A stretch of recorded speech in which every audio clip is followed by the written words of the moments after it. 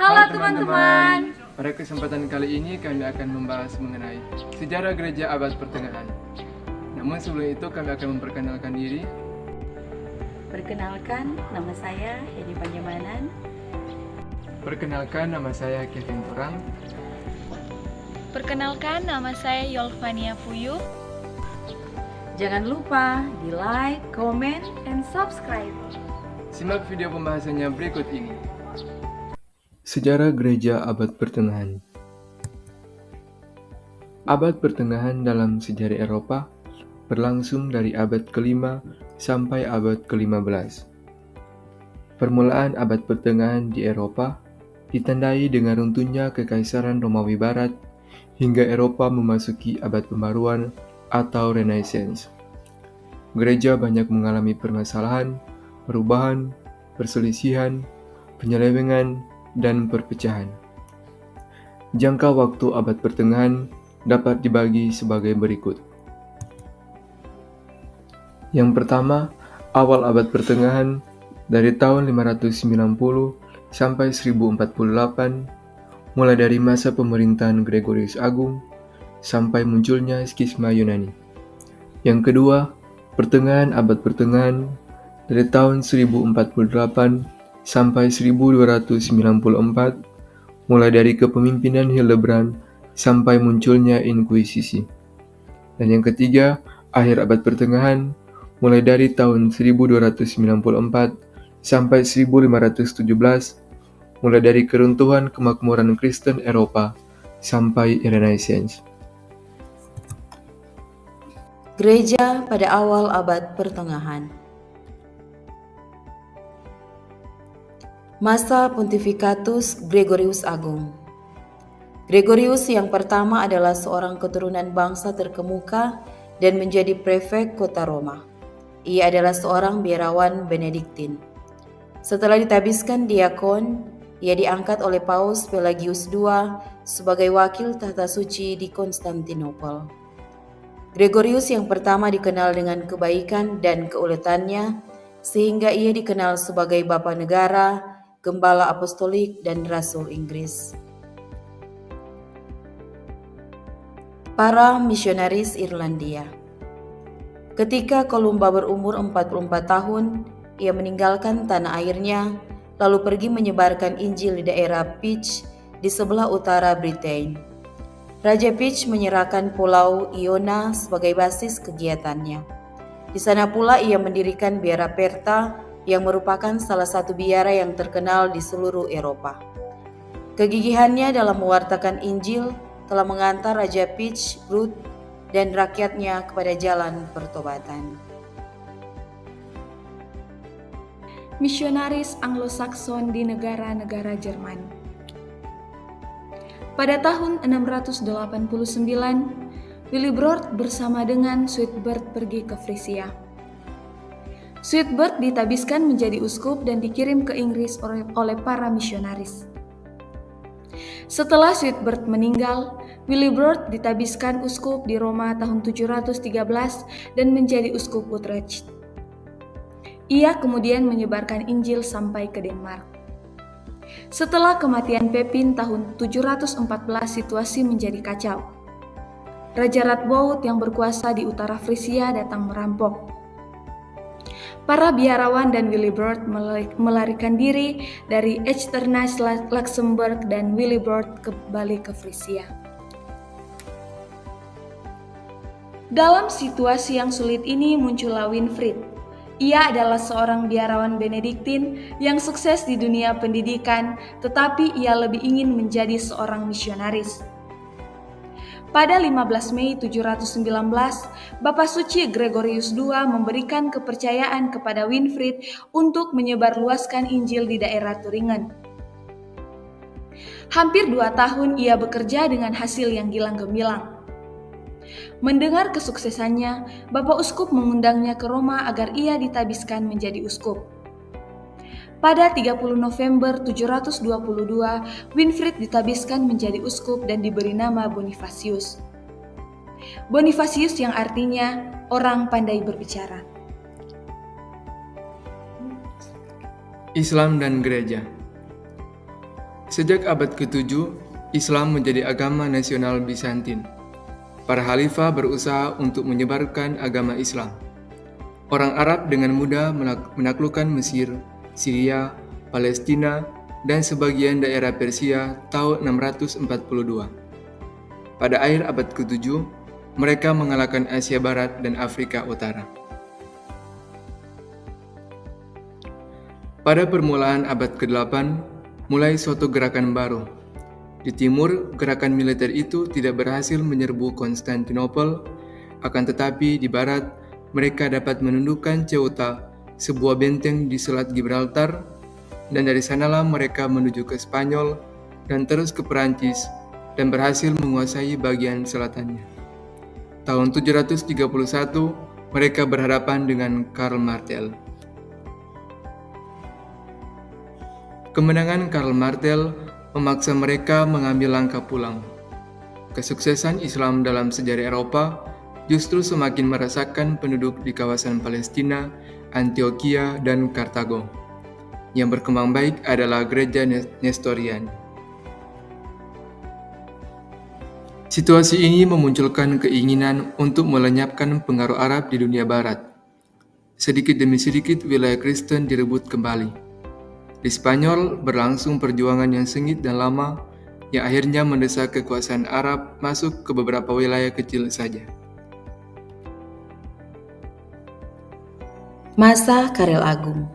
Pada tahun 800, Karel pergi ke Roma untuk merayakan Natal. Karel berlutut di depan Paus dan menerima mahkota kekaisaran dari Paus. Dengan penobatan ini, Karel diberikan gelar baru agung. Secara politis, gelar baru Carolus Agung adalah Kaisar. Berkat peristiwa tahun 800 itu, lahirlah Sacrum Romanum Imperii atau Kekaisaran Romawi Suci, dan terjadilah hubungan erat antara masyarakat keagamaan dan sipil. Hal ini menciri khaskan peradaban abad pertengahan. Dalam kenyataannya, keduanya, baik agama dan sipil, mempunyai asal-usul dan tujuan yang satu dan sama, yakni keduanya berasal dari Allah dan harus menuntun manusia ke satu tujuan yang sama, baik dalam bidang kodrati maupun adikodrati, duniawi maupun surgawi. Karel Agung dan pendidikan. Karel diberikan gelar agung karena kesuksesannya dalam menjalankan pemerintahan dan kekuasaan. Tidak itu saja, gelar itu diberikan karena peranannya dalam dunia pendidikan. Agar semua rakyat jelata bisa mendapat pendidikan, ia mendirikan beberapa sekolah yaitu sekolah desa, sekolah musik, dan sekolah biara dan katedral. Baginya, pendidikan tingkat tinggi tidak hanya menjadi milik kaum biarawan atau bangsawan saja, melainkan terbuka kepada semua orang. Selain di bidang pendidikan, perhatiannya cukup besar terhadap kehidupan gereja. Ia menghendaki agar kaum klerus mempunyai tingkat pendidikan yang tinggi. Para imam harus lebih sering berkhotbah dan harus lebih baik. Khotbah yang disampaikan sangat dianjurkan dibawakan dalam bahasa daerah setempat bila umat tidak mengerti bahasa Latin. Ia juga sangat giat memperbaharui disiplin kehidupan membiara. Skisma Yunani. Skisma biasanya diartikan dengan munculnya suatu pemisahan di dalam lembaga gereja. Pemisahan ini umumnya menyangkut disiplin dan tata tertib. Pada abad ke-11, muncullah skisma yang memisahkan gereja timur dan barat yang dikarenakan adanya perbedaan cara pandang gereja di timur dan barat. Ada beberapa faktor yang menyebabkan pemisahan itu, yaitu rivalitas pribadi antara para tokoh, persaingan-persaingan di bidang ekonomi, sosial, dan kebangsaan, persaingan antar tahta Roma dan Konstantinopel, perbedaan dalam liturgi, adanya masalah-masalah yang berkaitan dengan tata tertib, adanya gagasan kafir yang mengatakan bahwa kaisar adalah pemegang kuasa rohani dan jasmani. Hampir semua uskup di wilayah Konstantinopel dipilih atas kerelaan kaisar, dan adanya perbedaan politik keagamaan. Ada indikasi bahwa skisma itu telah direncanakan dan dipersiapkan bahkan seringkali dianggap efek dari kiprah politik keagamaan Patrick Cerularius. Atas perintahnya pula, pada tahun 1053 ditutup gereja-gereja yang menggunakan ritus Latin di Konstantinopel, dan biara-biara yang merayakan liturgi dengan ritus Latin dibekukan dan disita. Ekaristi orang-orang Latin yang menggunakan asimus roti tak beragi dianggap tidak sah. Menyadari sikap gereja timur ini, Paus Leo ke-11 mengutus delegasi ke Konstantinopel di bawah pimpinan Kardinal Humbertus da Silva Candida. Ia secara agresif membela gereja barat. Ia dengan berani menentang para penyembah berhala dan pemeluk heretik Nikolaisis yang imam-imamnya kawin dan dikawinkan. Nikolaisme disebut juga klerogami, yaitu kaum klerus yang kawin meskipun mengikrarkan janji kemurnian atau tarak. Klerogami ini sudah lama berlangsung di gereja timur, bahkan Konsili Nisea tahun 325 mengizinkan hal itu. Selain itu, kardinal menuduh gereja timur sebagai pemeluk Makedonianisme. Gereja pada pertengahan abad pertengahan. Abad Hildebrand. Hildebrand menuntun kepausan selama 23 tahun. Ia selalu menghindarkan diri dari pemilihan paus, akan tetapi setelah Alexander II meninggal, ia didesak untuk dipilih menjadi paus dan akhirnya ia dipilih menjadi paus dengan nama Gregorius VII. Selama masa pemerintahannya, ia menentang simonia, pernikahan kaum klerus dan investitor. Gregorius ke-7 mengadakan sinode besar di Roma yang memperkuat undang-undang mengenai simonia dan perkawinan kaum klerus. Umat Katolik pun dilarang menghadiri misa yang dipimpin imam yang menikah dan dilarang pula menerima komuni dari mereka kecuali dalam keadaan mendesak.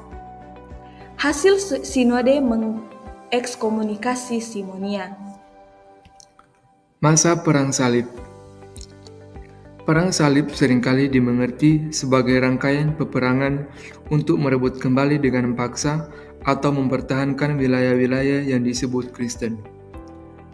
Gerakan perang salib merupakan salah satu kekuatan yang besar dalam sejarah gereja. Mengapa? Sebab perang tersebut melanda wilayah yang begitu luas dan begitu banyak pihak yang terlibat secara langsung maupun tidak langsung. Selain itu, Perang salib berlangsung dalam kurun waktu yang begitu lama, yaitu dari tahun 1095 hingga 1274, serta mempengaruhi pemikiran dan peradaban gereja di Eropa Barat. Tujuan perang salib yaitu membebaskan tempat-tempat suci Kristen di Palestina dari penguasaan pendudukan Laskar Islam, untuk kemudian menetapkan dan mempertahankan ketentuan-ketentuan Kristen di tempat-tempat itu. Perang salib dilatar belakangi oleh beberapa hal, yaitu pada abad ke-11 Wangsa Turki Seljuk bertobat dan memeluk Islam. Tahun 1071 mereka menghancurkan kekaisaran Romawi di Armenia, lalu merebut seluruh daerah Romawi di Turki, Suria, dan Palestina dengan Yerusalem dari Khalifah Mesir. Situasi ini menyebabkan para pesiara merasa tidak aman karena diganggu.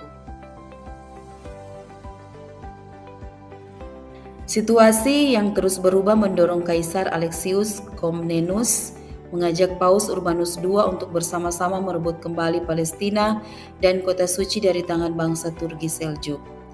Paus Urbanus II menyambut baik permintaan Kaisar Alexius. Paus menghimbau seluruh gereja untuk berani menghadapi Islam. Perang salib. Perang salib pertama. Pada perang salib pertama ini ribuan orang Islam dan orang Yahudi terbunuh. Sinagoga Agung terbakar. Kebengisan dan kefanatikan tentara-tentara salib menggoncangkan dunia Islam. Tentara-tentara salib mendirikan sebuah kerajaan Latin atau kerajaan Yerusalem. Perang salib kedua.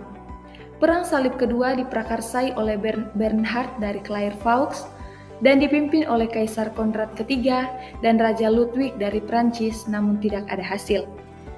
Sebagian tentara salib dibunuh atau meninggal. Edessa yang dimenangkan kembali oleh pihak Turki pada tahun 1144 tidak dapat direbut kembali.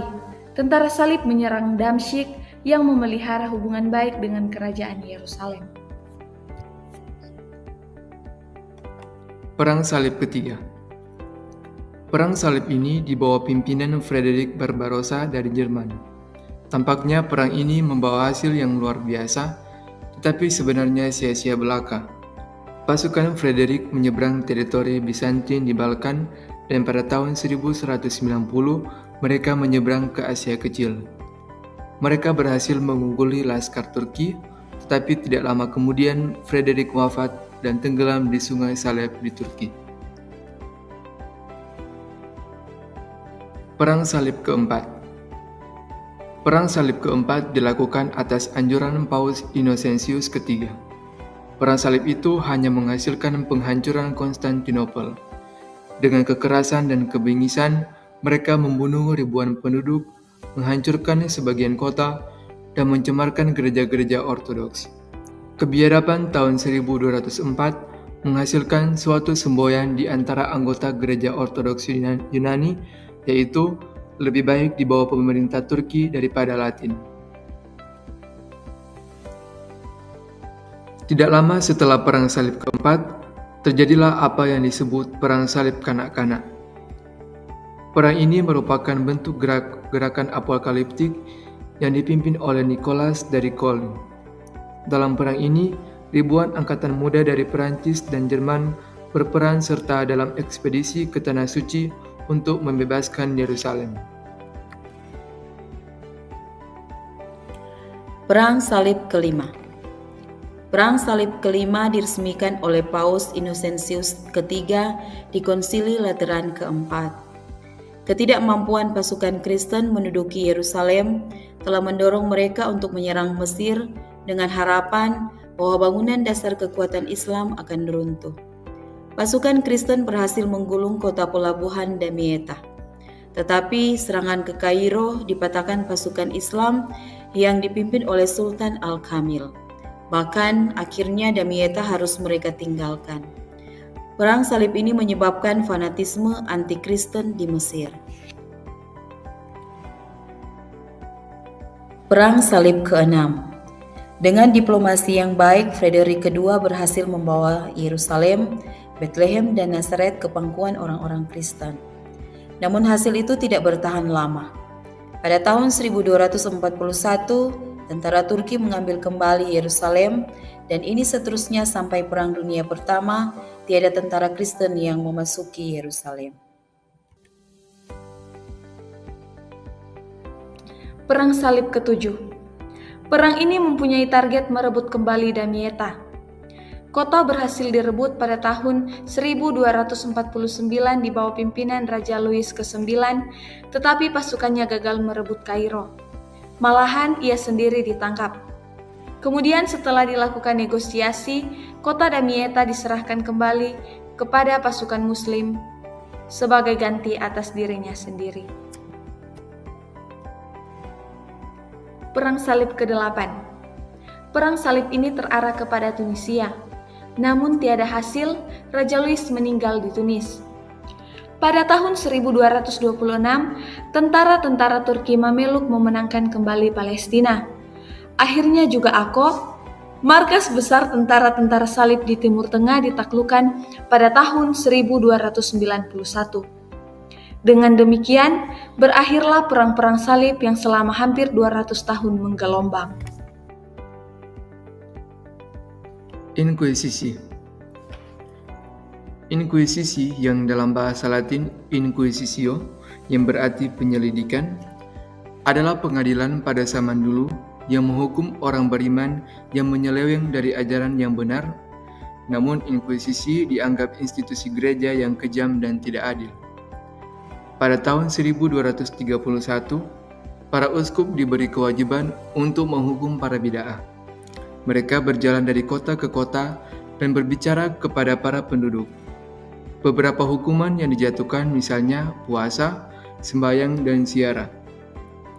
Yang keras kepala dipanggil untuk sekali lagi bertobat. Kalau tidak, akan dijatuhi hukuman penjara seumur hidup atau diserahkan kepada penguasa politis untuk dibakar. Gereja pada akhir abad pertengahan.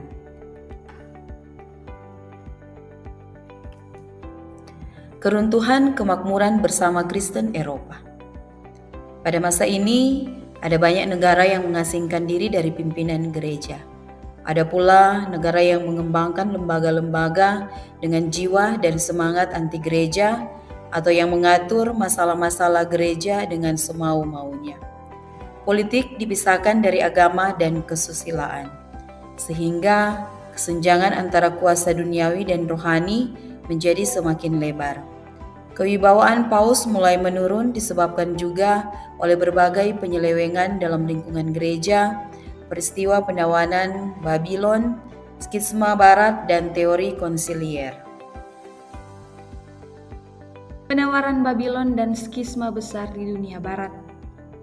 Salah satu ciri mentalitas gereja abad pertengahan adalah dari tahun 800 hingga 1046, Paus berada dalam kekuasaan kaisar. Kemudian, dari tahun 1046 hingga 1215, Paus membebaskan dirinya dan membuktikan supremasinya atas kaisar. Pada abad ke-13, para paus menjadi boneka kekuasaan raja-raja Prancis. Upaya Paus Bonifasius ke-8 untuk mendapatkan kembali kekuasaan sia-sia belaka. Penawaran Paus Bonifasius ke-8 memunculkan konflik antara gereja dan kekaisaran.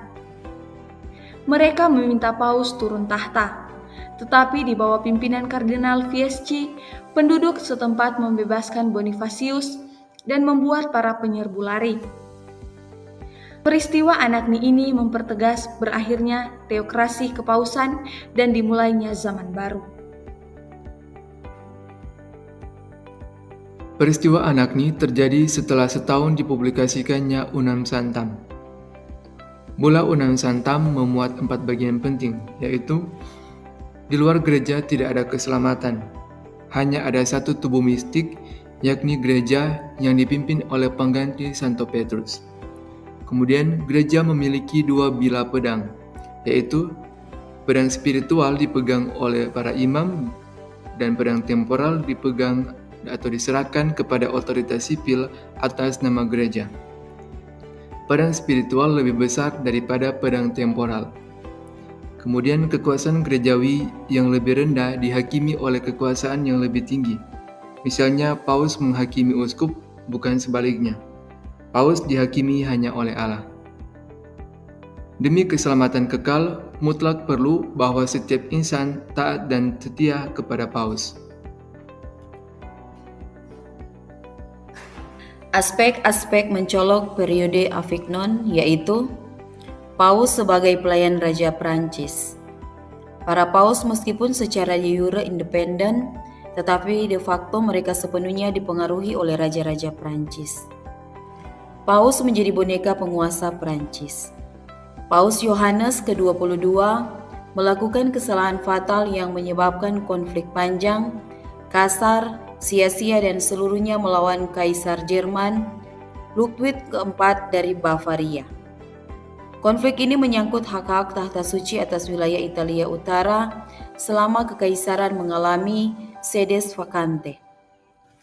Tertib administrasi dan fiskalisme.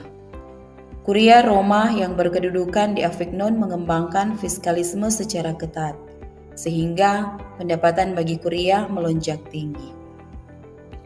Seluk-beluk konsiliarisme. Dalam keadaan yang serba terbagi karena adanya dualisme kepemimpinan gereja, ramai didiskusikan kebijakan yang perlu diambil untuk mengakhiri skisma ini.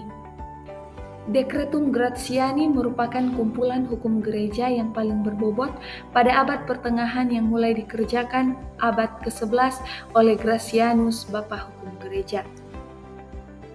Decretum Gratiani tidak pernah mendapat izin formal, tetapi kenyataannya Kuria Roma dan otoritas kepausan menggunakan jasanya. Konsep konsiliarisme bertujuan mengurangi secara radikal yurisdiksi paus.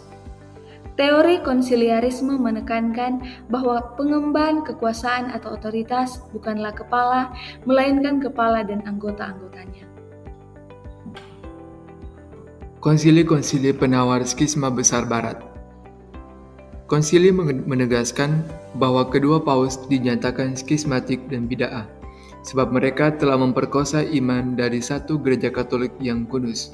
Kaisar Sigismundus Luxemburg mengadakan konsili di Konstanz, Jerman, dan disetujui oleh Paus Gregorius ke-12. Konsili memfokuskan perhatian pada 3 hal, yaitu causa unionis, mengeliminasikan skisma barat, causa fidei, membela dan mempertahankan gereja Kristus terhadap serangan heretik, dan reformationis, pembenahan gereja.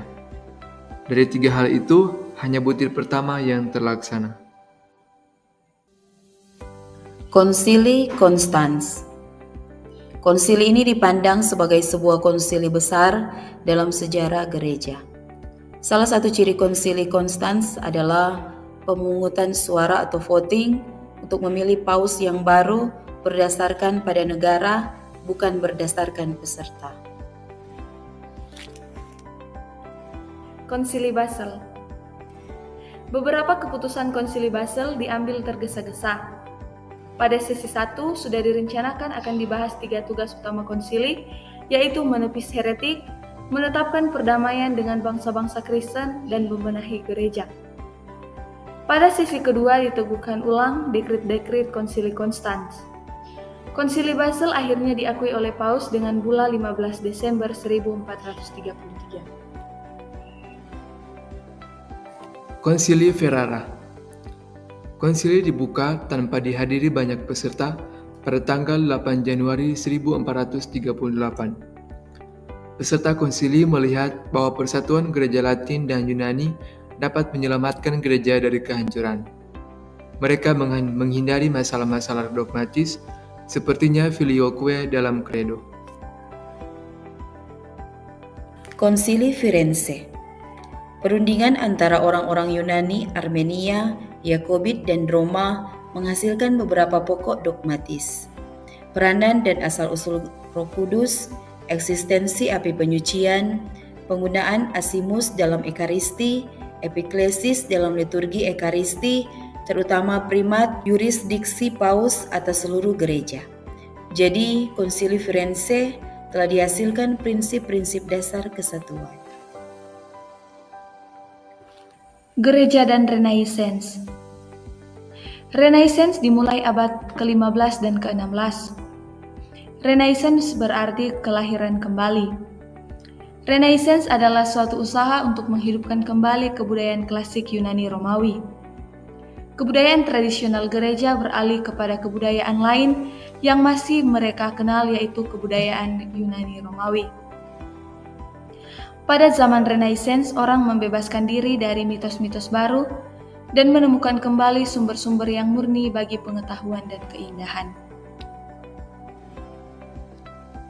Tanda-tanda kemajuan yang dicapai dalam zaman Renaissance kurang lebih seperti berikut, yaitu di bidang pendidikan, misalnya humaniora, pendidikan nilai dan sains, susastra terbungkus dalam nama humanisme.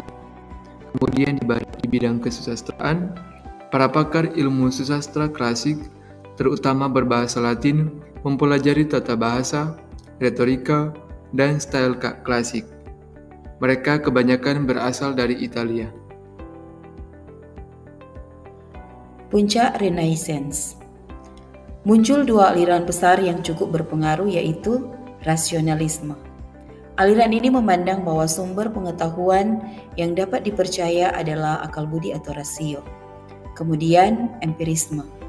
Aliran ini memandang bahwa sumber pengetahuan berdasarkan pada pengalaman, yaitu baik yang sifatnya lahiriah maupun batiniah. Dalam hal ini, akal memperoleh pengetahuan dari pengalaman. Pengaruh Renaissance bagi kekristenan. Stoicisme adalah suatu sekolah filsafat Yunani Romawi yang didirikan di Athena oleh Zeno dari Citium. Para Stois percaya akan hukum kodrat dan hukum suara hati atau kewajiban. Bagi mereka, Allah adalah energi, imanen dari segala sesuatu yang ada. Selain itu, Allah adalah logos yang menyatakan dirinya dalam tertib dan keindahan dunia. Bagi Stoa, orang yang baik adalah orang yang bijaksana. Kebijaksanaannya terdiri atas kehidupan yang sesuai dengan hukum alam semesta yang membadan dalam akal budi ilahi. Demikianlah video pembahasan dari kami. Terima kasih sudah menyimak video ini. Semoga dapat bermanfaat dan menambah wawasan bagi teman-teman sekalian.